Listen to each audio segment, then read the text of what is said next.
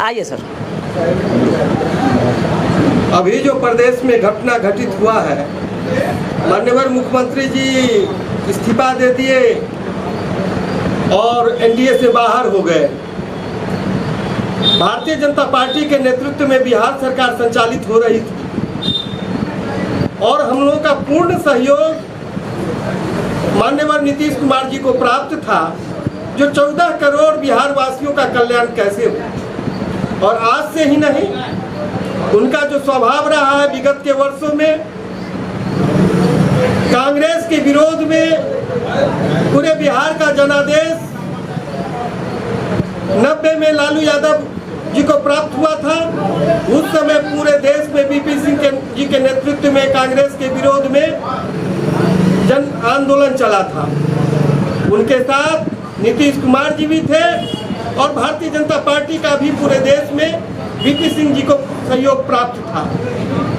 4 वर्ष पूरा होते होते उस सरकार से नीतीश जी अलग हो जाते हैं, जबकि जनादेश 5 वर्षों के लिए पूरा मिला था और अपनी एक अलग पार्टी समता पार्टी बना लेते हैं। इतनी महत्वाकांक्षा उनके अंदर जो है स्थापित थी।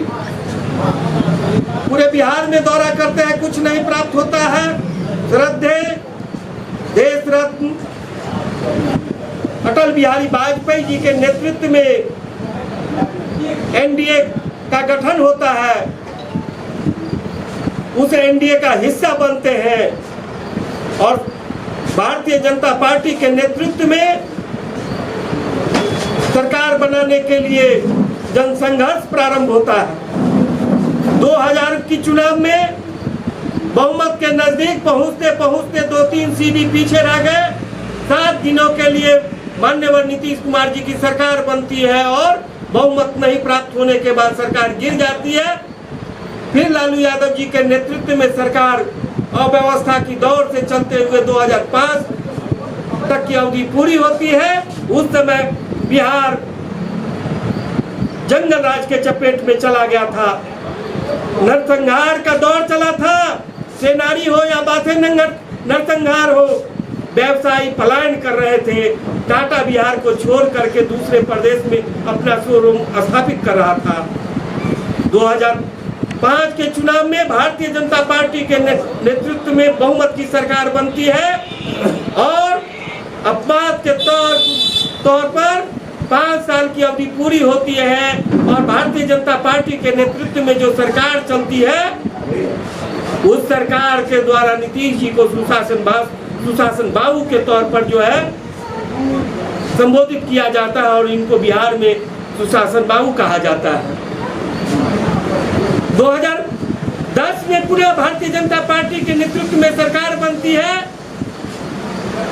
और उसके बाद माननीय मोदी जी के नेतृत्व में पूरे देश में जो उथल पुथल था उसको समाप्त करने के लिए दौरा होता है। उनका नाम सुन करके इनको भी प्रधानमंत्री बनने की महत्वाकांक्षा दिल में जगती है और 13 में सरकार से वापस हो जाते हैं और कहते मैं भी प्रधानमंत्री का मटेरियल हूँ। 13 में अलग हो जाते हैं। नरेंद्र मोदी जी के नेतृत्व में जब भारतीय जनता पार्टी बिहार में चुनाव लड़ती है तो अपार बहुमत के साथ बिहार के जनता उनको जनादेश देती है और अधिकांश सीट लोकसभा की जीतने में कामयाब होती है और इनको मात्र 1-2 सीट प्राप्त होता है।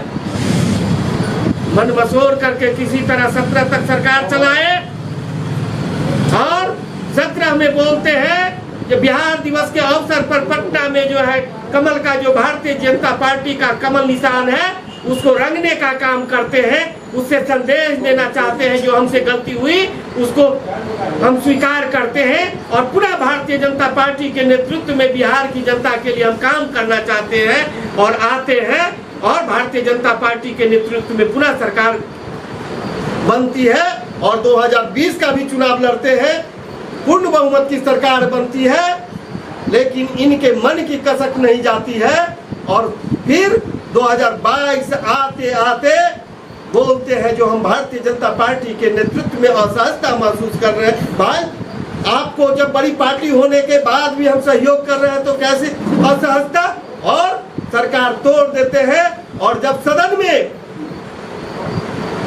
जब तेजस्वी हमला करता है तो बोलते हैं जाकर के माता पिता से पूछो स्कूल चलती थी क्या, शिक्षक रहते थे क्या, शाम में घर से लोग निकलते थे क्या।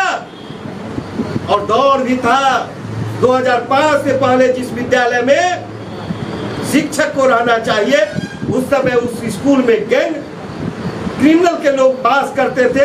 ऐसा चंपारण में कई उदाहरण है जहां पर विद्यालय में शिक्षक और बच्चे नहीं होते थे, क्रिमिनल गैंग हुआ करते थे। उसको जो है भारतीय जनता पार्टी के नेतृत्व में समाप्त करके सुशासन बाबू बने। आज पुनः बोलते हैं जो हम असहजता महसूस कर रहे हैं और सरकार से एनडीए से बाहर हो गए और गए हैं उन्हीं के साथ जिनको सब दिन कोसते रहे हैं। गांव में कहावत है जो मरछिन्नू की तरह इधर उधर जो है वही इनका स्वभाव है और बोलते हैं कि विपक्ष को एकजुट होकर के हम देश पर जो है शासन अपनी देंगे और प्रधानमंत्री बनेंगे। जो कभी बिहार को अकेले नहीं जीत पाए वो अब दिल्ली को जीतने का सपना देख रहे हैं या सपना दिन में देखते हैं। और आज जो मोदी जी के नेतृत्व में दुनिया सर्वे कर रही है, जो विगत 300 वर्षों के पीरियड में इतना सशक्त प्रधानमंत्री भारत को नहीं मिला था आजादी से पहले और आजादी के बाद भी। आज यूरोपियन कंट्री जिनका हुकूमत यूनियन जैक के बारे में कहा जाता था जो सूर्यास्त नहीं होता है वह बूढ़ा हो चला, अमेरिका लड़खड़ा रहा है और चीन की विश्वसनीयता समाप्त हो रही है और दुनिया भारत की ओर देख रही है। इसका जीता जागता चीन रूस और यूक्रेन के युद्ध में देखा गया। तिरंगा को लोग छात्रों ने अपना रक्षा कवच बनाया और कई देश के नौजवान वहां से तिरंगा को रक्षा कवच बनाकर सुरक्षित निकले। यह मोदी जी के नेतृत्व में भारतीय जनता पार्टी की शासन व्यवस्था है।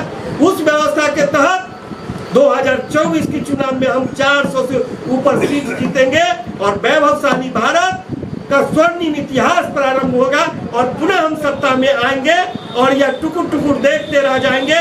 और 2024 का जनादेश 2025 में भी बिहार जो है भारतीय जनता पार्टी को 14 करोड़ आबादी पूर्ण बहुमत की सरकार देगी और यहाँ की जन कल्याण के लिए हम पूरी मजबूती के साथ 2025 से भारतीय जनता पार्टी के नेतृत्व में एनडीए की सरकार बिहार में जो बनेगी हमारी व्यवस्था स्वर्णिम व्यवस्था होगी। और आजादी के 75वें वर्ष के अवसर पर भारत वैभवशाली सांस्कृतिक राष्ट्रवाद के रूप में स्थापित होगा।